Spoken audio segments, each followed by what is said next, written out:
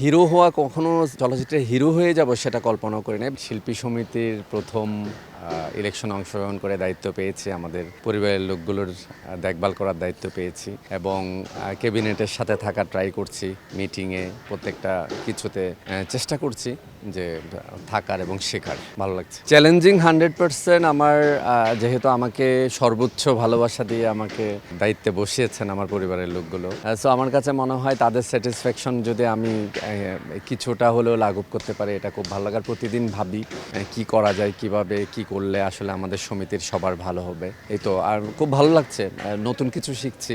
যেহেতু আমি লাইফে কখনো ইলেকশন করিনি, প্রথমবার ইলেকশন করেছি এবং সেটা আমার প্রাণের সংগঠন আর্টিস্ট অ্যাসোসিয়েশনের, এবং সেখানে আমাকে শিল্পী সমিতির ইতিহাসের সর্বোচ্চ ভোট দিয়ে ভালোবাসা দিয়ে বিজয়ী করেছেন। এখন মনে হয় আমি একটা জিনিস ফিল করি যে চ্যালেঞ্জটা আমি এভাবেই নিই, পরিবারে যেভাবে একজন সন্তান দায়িত্ব পালন করে, আমার কাছেও মনে হয় এখন আমার পরিবারটা বড় হয়েছে, বাট আমি সন্তান হিসেবেই তাদের থাকবো এবং একটা সন্তানের যা যা করতে হয় আমি তা করতে চাই। আপনার সিনেমায় নায়ক হবেন, এই পোকাটা আসলে কখন ঢুকলো মাথায়? নায়ক হব, সিনেমার নায়ক হব, এটা একেবারে 1%ও কোনোদিন ঢুকে নাই। বাট আমার স্বপ্নের নায়ক সালমান শাহ, তার ছবি দেখে বড় হওয়া, স্কুল ফাঁকি দিয়ে তার ছবি দেখা এবং তার ছবি দেখে এসে বাসায় মাইর খাওয়া, সব কিছু মিলিয়ে একটা ওই সময়ের মুহূর্তগুলো আসলে স্বপ্নের মতো। আর সালমান ভাইয়ের ছবি রিলিজ হওয়ার 2-3 মাস আগে থেকে আমরা ফ্রেন্ড সার্কেলরা বলতাম যে বসের ছবি আসতেছে, এটা নিয়ে জল্পনা কল্পনা প্রতিদিন থাকতো।